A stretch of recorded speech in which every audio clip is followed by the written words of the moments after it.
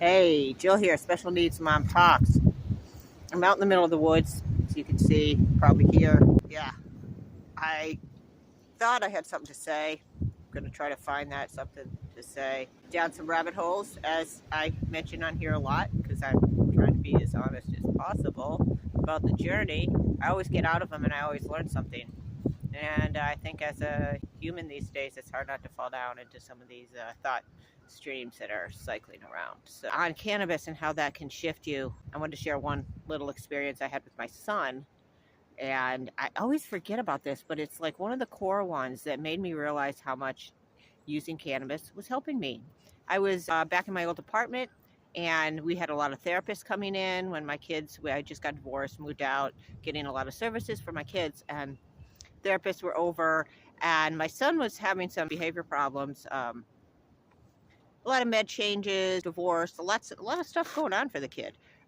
Anyways, acting out a lot, and so we had some therapists that were helping and whatnot, and it was great and whatnot. But I noticed in some of my engagements with him, he would come after me, and when I was freaking high, I was able to catch myself almost perpetuating it and like backing up so he would come at me more. And it was something that I don't think I would have really noticed that I was doing if I was straight up, in whatever sense that means. Because I truly believe we have, well, I know there's science to prove we have an endocannabinoid system.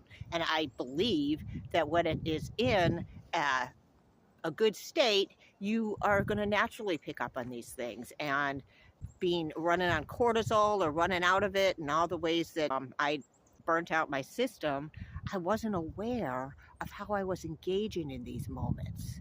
And so that's why I see it as just a brilliant tool. The other piece of it too is a lot of times I can hear their competence.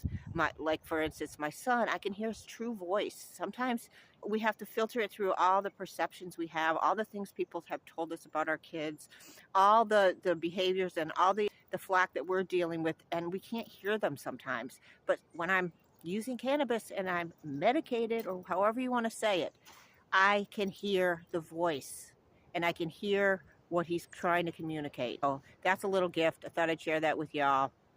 Freezing my freaking ass off here.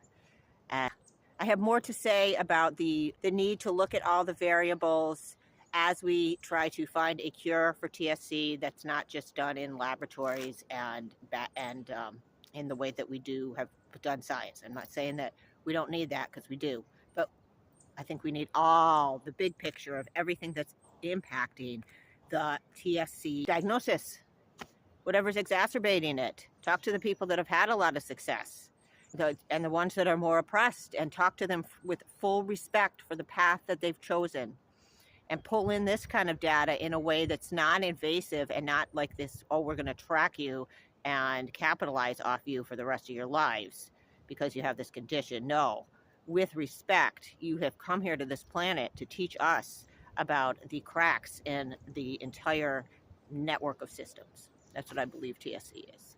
So peace out, y'all. My butt is frozen.